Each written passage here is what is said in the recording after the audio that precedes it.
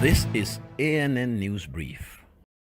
Good afternoon. I'm Lucy Adeyemi. An analyst says Nairobi hotel attackers chose the luxurious hotel as a target to generate maximum publicity for their course. David Smith, Washington bureau chief for the UK's Guardian newspaper, made the remarks in a television interview in Washington, D.C. Many people were killed and injured after Al-Shabaab terrorists struck an upmarket hotel and office complex in Kenya's capital, Nairobi, on Tuesday. The carnage of the hotel includes bars, restaurants, offices, banks, and is in a well-to-do neighborhood with many American, European, and Indian expatriates. One obvious one is Kenya's involvement in the conflict in Somalia. Going back several years, Kenya took a decision to protect its own border, and we've seen at least 2 major terrorist attacks before this one. So we certainly have to see a wider context of Kenyan intervention in Somalia, indeed American and Western intervention in Somalia going back decades. A Canadian man, Kirk Woodman, that was reported kidnapped in Mali this week in a restive region of Burkina Faso has been found dead.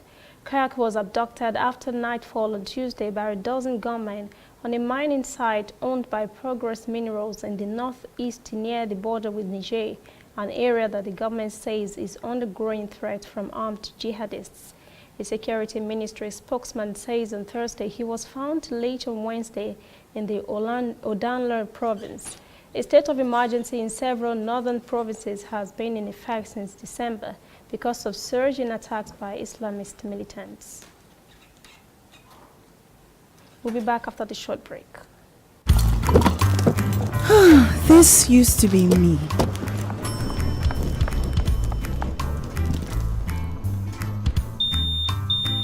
But that was before I got the perfect bag. It's handy and easy to use. All I need in one compact space, just like my MTN Extra Value plan.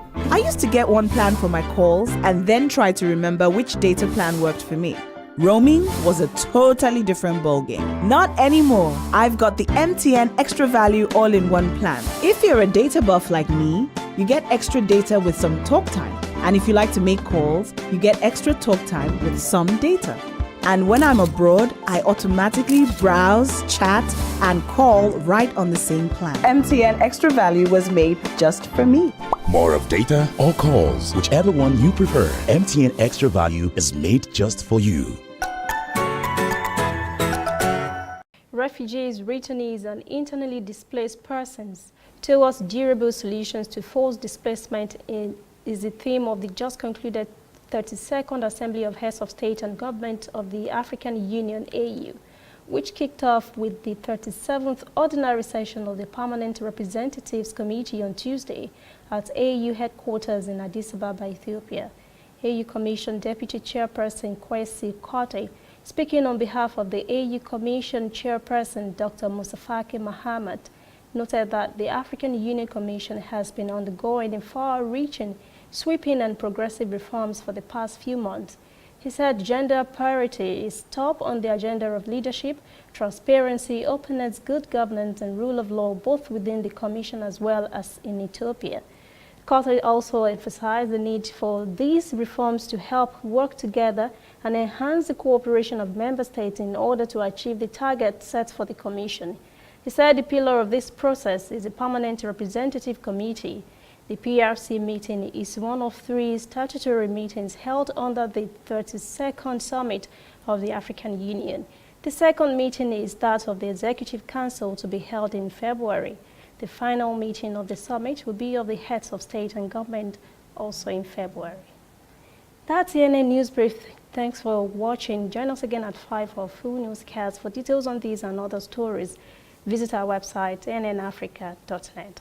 Also join the conversation on Facebook, facebook.com/ANNAfricaTV, Instagram and Twitter at ANNAfricaTV.